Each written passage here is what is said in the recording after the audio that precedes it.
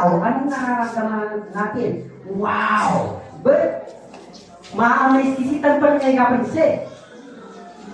Namamangha tayo dahil nakikita natin. Pero mas higit yung ating Diyos. Yung Kristo na ipinagdiriwang natin ngayong umaga. Kaya ito to, pa ito, bakit nakakamangha ang Kristong ipinagdiriwang pinagsasabi ang pasto? Ngayon ni ma inakad to lase, ngayon ni ma nanot maan siso, ngayon ni ma inagase, bakit ang pastor matulog? So ang ating teksto, na mag-teksto si Toto pa ito, ay matatagpuan po sa unang Korinto, chapter 15, verse 1 to 4. Kata dito, bilang introduction po. Kata dito, mga kapatid, ngayon ipinapaalala ko sa inyo ang magandang balitang ipinangaral ko sa inyo. Yan ang magandang balitang inyong tinanggap at naging saligan ng inyong pananampalataya. Nagliligtas kayo sa pamamagitan nito kung matatag ninyong pinanghahawakan ang salitang ipinangaral ko sa inyo. Maliban na lamang kung walang kabuluhan ang inyong pagsampalataya. Sapagkat ibinigay ko sa inyo bilang pinakamahalaga sa lahat ang tinanggap ko rin na si Kristo'y namatay dahil sa ating mga kasalanan tulad ng sinasabi sa kasulatan. Inilibing siya at muling nabuhay sa ikatlong araw tulad din ng sinasabi ng kasulatan. Doon lang po ay may sakin sinunin at manalangin si Seth. Amang banal na makapangyarihan sa lahat, pinupuri ka namin, dinadakila ang iyong ngalan, Panginoon. Maraming salamat po, Panginoon, sa pagkakataon, sa pribilehyo na mag-share ng iyong salita sa mga kapatiran na rinito sa prayer, Panginoon. Patuloy po, Panginoon, na ikaw, O Diyos, ang siyang manguna, mangusap sa bawat isa sa amin. Akala mo ay mangasongso, akala mo ay maapura, akala mo, Panginoon, yung spiritong hindi ka nais-nais, Panginoon, sa aming mga isipan. At patuloy po, Panginoon, na ikaw ang siyang mahayag, maitaas sa araw-araw ng buwan na meron kami. Patuloy po, Panginoon, ang kalooban mo, ang purong katotohanan lamang, Panginoon, ayon sa mga salita. Ang lumabas sa aking mga bibig, Panginoon. Bigyan po ako ng karunungan, kaalaman, at ang nagmumula sa iyo, Panginoon. Maraming salamat po. Ito po ang aming samang dalangin sa tanging pangalan mo namin Jesus, naming Panginoon. Amen at amen. O, kisip. Okay po, magpatuloy po tayo sa ating pag-aaral. Unang-una sa lahat ay nagpapasalamat po ako hindi sa lahat sa mga pastor na narito, hindi pastor, ang ganyan ba kayo matutod, mangyayasisin ba dito, sasalamatan ko yung Panginoon at naiyak-iyak si Abay Panginoon. Sa lahat po ng nasa labas ay ipinagpapasalamat ko rin po sa Panginoon na nakasama ko kayo sa Pasko ito. Ito gawin nakatalan mo, salamat po Panginoon sa nakatibata ka. Itong Pasko. Amen. Praise God. Panapakan kayo ng Panginoon. Bakit nagsisimula sa tanong ang ating topic? Maraming bakit. Bakit nakakamangha ang Kristong ipinagdiriwang? Ang alam lang natin, sa Kristong ipinagdiriwang, siya'y nagpanganak sa sabsaban, ipinanganak ni Maria, isang birhen, at itong Kristo na ito ay naipako sa krus, at ang Kristo na ito ay ito yung namatay para sa ating mga kasalanan. Hindi ko alam kung hanggang lang yung alam natin. Gaano ba kamangha-mangha ang Kristong ipinagdiriwang natin tuwing ganitong okasyon ng Kapaskuhan sa buhay na meron tayo. Tanungin mo ngayon sa sarili mong kapatid, gaano pala kamangha-mangha? Naiintindihan mo ba talaga natin yung ginawa ni Kristo? Sapagkat masasabi natin kamangha-mangha si Kristo kapag naiintindihan natin talaga sa buhay na meron tayo kung ano yung ginawa na sa krus ng Kalbaryo. Kung ano yung mga benepisyo na ibinigay niya nung siya'y naipako sa krus. Naiintindihan mo ba talaga natin yung Kristo ipinagdiriwang natin. O yung naiintindihan lang natin, yung regalo, magandang damit, magandang aura. Hindi natin ba naiintindihan natin? Tandaan natin, napakahalaga na may maiintindihan natin si Kristo na ipinagdiriwang natin kung gaano siya kamanghamanghang. At sa dulo ng ating pag-aaral, baka mabasahin tayo ng amazing words. So ngayon, itong unang Korinto, chapter 15, verse 1 to 4, magandang balita Biblia translation, makita natin na si Apostol Pablo ang nagsulat nito.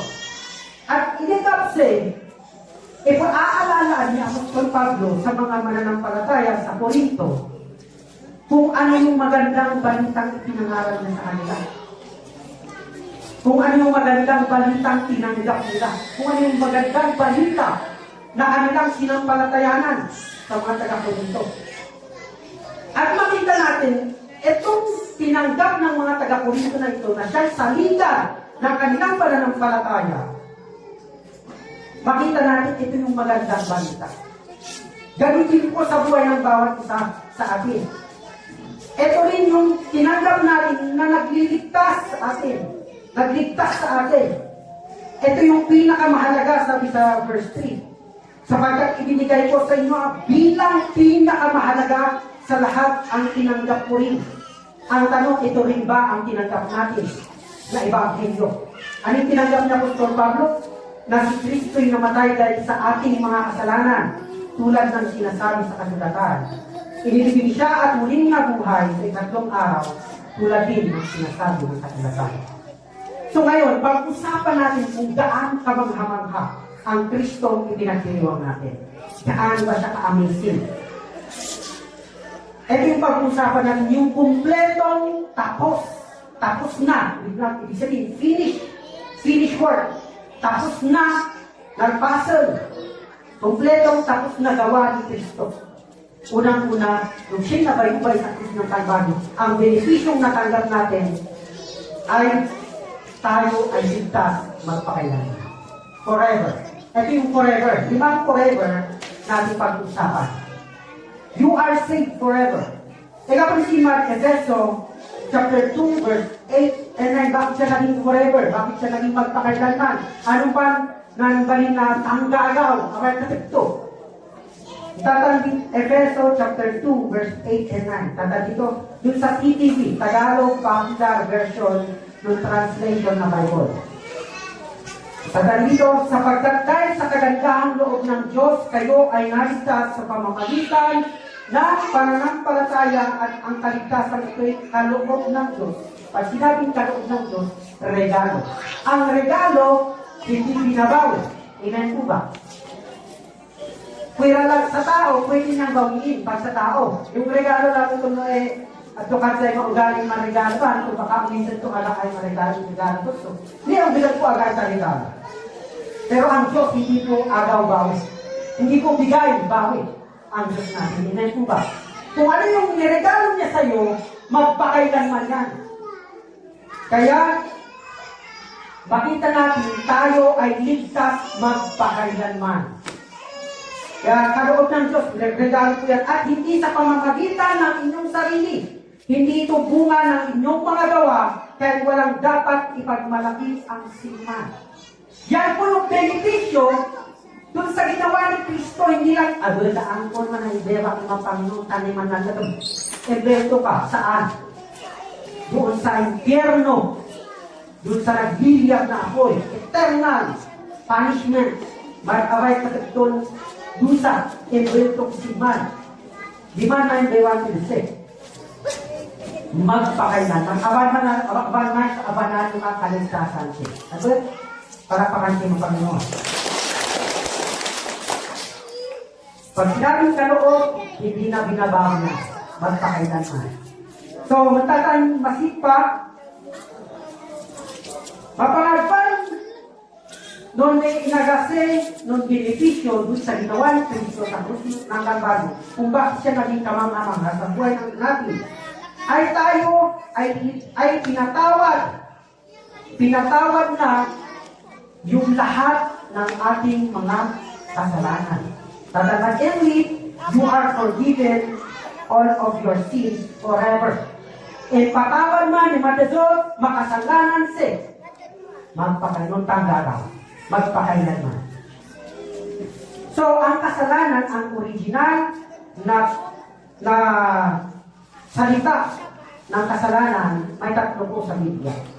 Ito po yung, sa Greek word, ang New Testament po, mabunti pa, ma-original nun opo, nun insalin doon, ay yung Greek word. Greek. Old Testament naman, Hebreo. Hebreo yung mga opo doon. Amat New Testament, mabunti pa, Greek, Griego. Dito, yung Greek word ng kasalanan na minana natin kay Adan, na kasalanan ng sanlibutan, sumpa ng kasamaan, ay yung hamartia ng panituloy ni Mendoza. Yung hamartia, ito yung kasalanan na konektado kay Adan, sumpa ng kasalanan ng sanlibutan. Ito yung pinatawad ng Diyos sa krus. Pinatawad ko niya sa pamamagitan ng ikapansin sa unang Korinto 15 verse 3. Yung sa pamamagitan ng kamatayan ng ating Panginoon. At ang berpundikan ng kapasin isang Kristo. Diba, ipatawad ko yung makasalanan, non konektado non adat. Nang kapunod adat. Ngayon, yung pangalawang naman, yung original ng ibig sabihin ng makasalanan, yung paraptoma. Itong paraptoma nito, nung Greek, ito yung kasalanan hindi pagsunod sa kalooban ng Diyos. Ayon sa iyong konsensya o di pagsunod sa kautusan ng Diyos. Ito din, impatawad din ni Panginoon. Magpunot ni Kalbaryo. Yung kasalanan ng seven honor ni Matito, tinatawad na po. Tapos na sa krus ng Kalbaryo. Ang tatamad sa pamamagitan ng dugo ni Kristo, Efeso chapter 1 verse 7. Sa pamamagitan ng dugo ni Kristo, pinatawad yung kasalanan natin na hindi natin pasunod sa kalooban ng Diyos sa pamamagitan ng ating konsensya. Amen. Ipatawad yung Panginoon, amen, magpunod yung Kalbaryo. At yung pangatlo ay yung hamartano. Ito hamartano, maman, ito yung kasalanan na gagawa natin sa ating kapwa. Makasalanan pandapat ang hindi makasitotos eh. Halimbawa, imbagaan mo yung kasitoto nung nagsialap ka or away sinti sa ugali. Halimbawa, halimbawa ka na naman. Diba? At sa ating sarili, hanggang makasalanan din, dapat yung simat sa bisik. Isa din po yan sa pinatawad ng ating Panginoon sa krus ng Kalbaryo. O yung pandapat rin siyang kasalanan at minambag, natagpot man magpunod ng Kalbaryo. Pinatawad na po ng ating Panginoon sa pamamagitan ng kanyang kamatayan sa krus ng Kalbaryo. Yung kasalanan, yung hamartano, dapat siya mamamag unang Juan, chapter 2, verse 2, sa pamamagitan ng paghahandog ni Kristo ng kanyang katawan. Ipatawad to bisiman, kasalanan hindi mabuti. Ito ang timad sa binisip. Kaya wag na po tayo maginti kung tayo nakakagawa ng kasalanan. Paano yan, pastor? Ang ibig sabihin ba niyan ay dahil pinatawad na ng Diyos, lahat ng ginagawa ko araw-araw na kasalanan ay ligtas pa rin ako. Oo naman. Ito po yung mawawala sa atin kapag tayo nagpapatuloy sa pagkakasala. Unang-unang, may natural na consequence yung ginagawa natin kasalanan. Halimbawa, kung iinom ka, ano naman daddy mo, o magkakaroon ka ng sakit, yun yung natural na consequence yung ginagawa ng kasalanan. Ngayon, pag gumawa ka ng kasalanan sa iyong asawa, nag-asawa ka ng hindi mo asawa, anong natural na konsekwensya na matatanggap mo. Kung ligat-ligat, di mo yung mabagay mo, baka idarunto ka pa. Yun yung mga natural na consequence. Yung mga malagang ko. Pero hindi ibig sabihin, hindi ka naligtas ka pa rin. Pero yung consequence ng ginagawa mong kasalanan, agaan mo. At yung sipa, ito rin yung dahilan kung bakit maraming mga tao ang maagang namamatay. Dahil sa mga kasalanan ginagawa nila. At yung sipa na consequence, yung pagkawala ng gantimpala. maaban na corona siya. Noon dapat isima kasalanan. Pero tandaan po natin sa ating isip, pinatawad na ng Panginoon yan. At kapag inabuso natin yung kasalanan, naglaro tayo ng kasalanan, hindi dapat isip ng kasalanan na ginagmago, maaban ni corona siya. Masali ko, ajay corona tayo kung maawan. Mawawalan tayo ng reward sa langit. Kaya napakahalaga po niyan. Tandaan po natin, kailan ba pinatawad ng Diyos ang kasalanan? Kapag mabalataan sino ito ba yung patawad ni mga Panginoon, ni mga kasalanan siya ay noong year 33 AD. Naman tayo pasakto.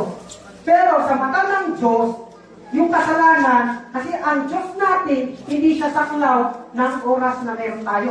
Ang Diyos, eternity. Ang Diyos po natin ay walang hanggan. Aba nasaklaw dyan maudat ni Matoo. Agad. Ngayon, dahil aba nasaklaw dyan maudat ni Matoo, berdaan ni Matoo mga dalig niyo. Berdaan ito, hindi pa nalilikha ang sanlibutan, sabi sa Revelation chapter 13 verse 8. Meron nang namatay para sa ating mga kasalanan. Yun ay ang Cordero, walang iba, kundi si Kristo. Doon pa lang sa mata ng Diyos, pinatawad. Alam ng Diyos na magkakasala ang tao. Kaya doon, noong una pa lang sa mata ng Diyos, pinatawad na niya yung ating mga kasalanan. Kaya sabihin mo siyang katabing na unawaan ka ng Diyos. Ang hindi lang makaunawa, yung mga tao nakakakita sa atin. Kasi hindi sila, sabihin mo, hindi sila Diyos. Amen. Ang Diyos na unawaan niya tayo. Kasi normal sa atin na magdasal. Bakit ko sinabi? Ato, normal sa kong kahon. Tayo, kahit anong gawin natin sa isip natin, kahit anong simba natin, linggo-linggo, kahit anong attend natin sa module, huwag mo misinterpret ang tama po lahat yun. Pero kung yung mindset natin, kahit na linggo-linggo tayo pumasok sa church, hindi mo yan mababago ang ating isipan. Puro nega, judgmental. Naiyak mo pa lang yung masita to, gano'n mag-trito, kasi mag-tibet, kita ka baka lang kita. You are judgmental. Hindi po tayo judgmental bilang genuine Christian. Kahanga-hanga, nakakamangha ang Kristo ipinagdiriwang natin tuwing Kapaskuhan. Kasi tinatawag niya lahat ng ating mga kasalanan. Palapakan si Mateo. Bago pa nalikha ang mundo, bago pa nagkasala ang tao, may namatay na. Kasi nakikita ng Diyos lahat ng mangyayari. Ang Diyos omnipresent, omniscient, alam na lahat ng mangyayari. Kung pwede maging matito. Kaya napakatuti po ng Panginoon sa buhay natin. Kaya huwag natin abisuhin ang kasalanan na bagamat pinatawad ng Diyos yung kasalanan natin, pero yung consequence, yun yung ating magsuntod tayo. Yun yung mangyayari sa atin kung ano yung pinagagawa natin ng mga kasalanan. Kaya bakit pa? Libre na ang binigyan ng Diyos lahat. Pinagkaloob na niya sa atin, pinatawad na niya tayo sa ating mga kasalanan. Bakit pa tayo gagawa ng kasalanan? Amin po ba? Palakpakan natin ang Panginoon. Halimbawa ikaw, ginawa mo ng mabuti ang isang tao. Dinapatan mo pala, pero sa bali ng ito gagawin, halintay mong maramdaman. Ano ba? Kung ginawa naman ng mabuti, gawin mo rin siya ng mabuti. Amin po ba? Palakpakan natin ang Diyos. Ano yung pangatlo na benepisyo natin natanggap sa ginawa ni Kristo sa krus ng Kalbaryo kung bakit siya kahanga-hanga, bakit nakakamanghamangha siya? Ay yung tayo ay naging matuwid sa harapan ng Diyos magpakailanman. Matuwid tayo sa harapan ng Diyos. O gipang bagay mabibigyan, kailangan natin maging matuwid sa araw-araw ng buhay natin. Ito ay para sa tao, hindi para sa Diyos. Para sa Diyos, matuwid na tayo. Naging matuwid na tayo, naging banal na tayo sa harapan ng Diyos. Pero sa harap ng tao, makadapat ka na nagyat magkatotoo, kailangan mo makipag-ayo upang maging matuwid ka sa kanyang paningin. Amen po ba? Para pangasin ang Panginoon. Kaya tayo nabubuhay, nakikisama sa lahat ng tao upang maging maayos yung pagtingin ka sa atin. Yun yung dahilan, hindi para sa Diyos. Sa Diyos, naging matuwid na tayo. Tinapos na niya sa krus ng Kalbaryo. Pero yung ginagawa natin sa araw-araw, pakikitungo natin sa ating kapwa, sa iman mapag-iinatan. Kaya tayo manitambal mahal sa kapagaan. para sa tao. Dahil yung pagiging matuwid natin ay sa pamamagitan ng ating pananampalataya sa Diyos. Matuwid na po tayo all in all magpakailanman sa harap ng Diyos. Pero dahil kaya tayo namumuhay para matuwid sa mundong ito ay dahil sa ating kapwa. Para sa kapwa. Kaya tayo nakikisama ng maayos para sa ating kapwa, hindi para sa Diyos. Para natin si Kristo. Kaya makita natin sa number 4, number 3. Sabi sa 3, sa Hebreo 10, verse 10. Sa pamamagitan ng kalooban niya, tayo ginawang banal. Sa pamamagitan ng pag-aalay ng katawan ni Kristo, minsan magpakailanman. Ang Biblia, pag sinabi niyang magpakailanman, abay ka. Hindi siya kontrata sa libro niyang katabi.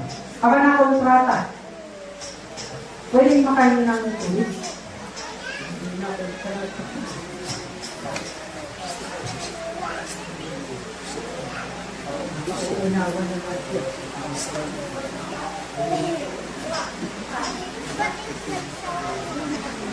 Amen.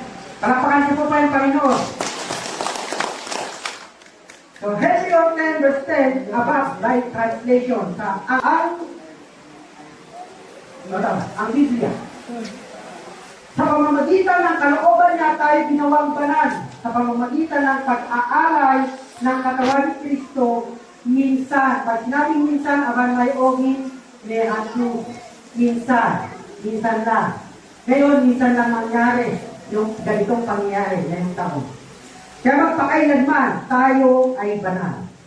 Pang-apat na benepisyo na natanggap natin sa ginawa ni Kristo sa krus ng Kalbaryo, kung bakit nakakamangha yung Kristong ipinagdiriwang natin ay yung pang-apat, tayo ay pinagaling sa pamamagitan ng kanyang sugat na natabo. Kung siya'y baka sa krus. Sabi, bakbak ba, sinanggap to? Waano. Natugat-tugatan. Nasugatan po ang ating Panginoon. Anong purpose nun? Anong layunin nung kanyang sugat? Sabihin niyo yung katabi, para ikay gumaling. Yun po yung layunin. Sampalatayanan po natin yun kasi sa pamamagitan ng pananampalataya natin, dun sa ginawa ni Kristo, tayo ay gumaling. Bakit, Pastor, ang daming mga Kristiyano, may sakit pa rin? May dahilan.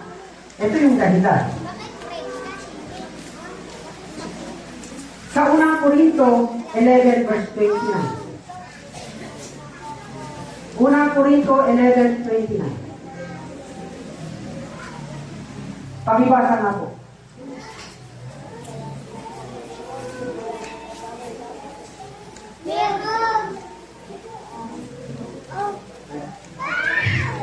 Okay, sa ako na lang. Yung pangalawa, basahin natin ulit sa Isaiah 53 verse 5. Sabi sa Isaiah 53 verse 5, ngunit dahil sa ating mga kasalanan, kaya siya nasugatan. Siya ay binubog dahil sa ating kasamaan. Tayo ay gumaling dahil sa pahirap na dinanas niya at sa mga hampas na kanyang tinanggap. Tayo ay gumaling. Yun po yung dahilan. So, sa unang Korinto 11:29 naman, makita natin yan, summarize ko po siya. Yung isang dahilan kung bakit marami pa rin ang may sakit ay dahil sa hindi pagkilala, hindi pagpapahalaga dun sa katawan ni Kristo. Yun po yung dahilan kung bakit marami ang may sakit. Dahil hindi nila kinikilala o hindi nila pinapahalagahan yung katawan ni Kristo. Di po ba lagi natin nababanggit yan sa banal na hapunan? Kaya marami ang may sakit dahil hindi nila kinikilala. Paano hindi nila kinikilala? Kapag may sakit ang isang tao, anong unang iniisip niya? Tumalta. Pangalawa, doktor. Pangatlong hospital. Hindi naman lang naisip yung ginawa ni Kristo sa krus ng Kalbaryo. Kung ano yung purpose, kung bakit siya nasugatan. Yun yung hindi pagpapahalaga sa ginawa ni Kristo. Kaya marami ang may sakit. Yung iba namatay na sa dulo ng talata. Yung iba pa patay na eh. Sabihin mo sa'yo katabi, hindi ka patay. Hindi po. Tarapakan natin ang Panginoon.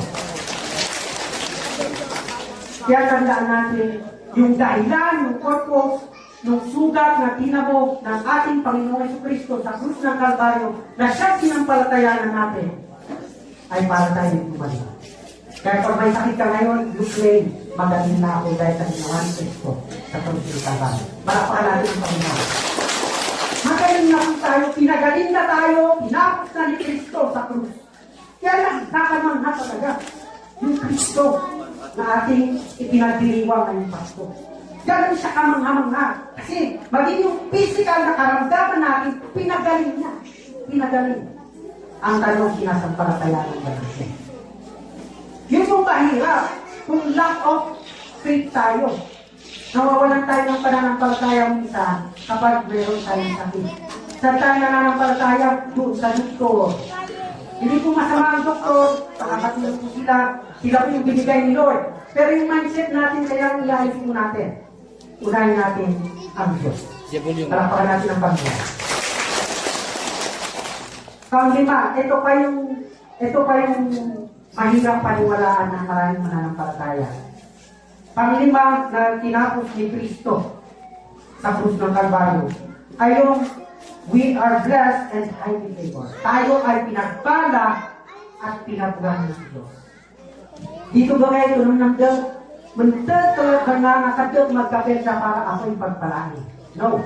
Ang mindset dapat sa utak si dapat na nakadap magkapenda dahil ako'y pinagpala. Amen po ba? Kasi pagka ang isip po natin, mga kadap para pagpalain, hindi yung pupuyakan mo. Performance. Pero tinapos na po lahat ni Kristo yan sa krus. Kaya sabi sa 2 Corinto 8 verse 9, hindi kaila sa inyo ang kagandahan loob ng ating Panginoong Jesucristo. Kahit na mayaman, naging mahirap siya upang mapayaman kayo sa pamamagitan ng kanyang pag-ibig mahirap. Diba kay anak ni Iso, kagaya na anak kanto, magsagsagan. Naging mahirap siya. Wala siyang bahay na sarili. Andyan to'y may bumukang naso. Binagak. Andyan naman kay pasakto, literal hubad. Diba? Gaano hirap ang pinamo ng ating Panginoon. Para tayo ay pagpalaan. Yan po yung purpose ng mga baka hindi pa natin nalalaman. Ang dahilan kung bakit naghirap ang Panginoon para tayo ay makailangan. Palapakan natin ang Panginoon. Pansinin po ninyo ang New Testament, puro pananampalataya. Faith, faith, faith. Yung nananampalataya ka, sa hindi mo nakikita, hindi ba ba? Kasi yun yung mindset mo. Sa'yo man ng say. Tayo kasi, yung bilang normal na tao, ang isip natin, to see is to believe. Pati sa kita. Pero magdadok gamak po, manibaan siya, yung magsipan niya dapat. Kapag hindi kapsi, dapat niya Kristo. Pero manunod tumaan siya. Nanunod tumaan siya, ba't maninapaton? Pinagpala na tayo ng Panginoon. Pinapura na tayo ng Diyos. Hindi na kailangan magpagda para ikaw ay paburan. Pinapos na ni Kristo sa krus ng Kalbaryo. Kaya nakakamangha si Kristo. Yung Kristong pinagdiriwang natin. Palapakan natin ang Panginoon. Okay. So ngayon,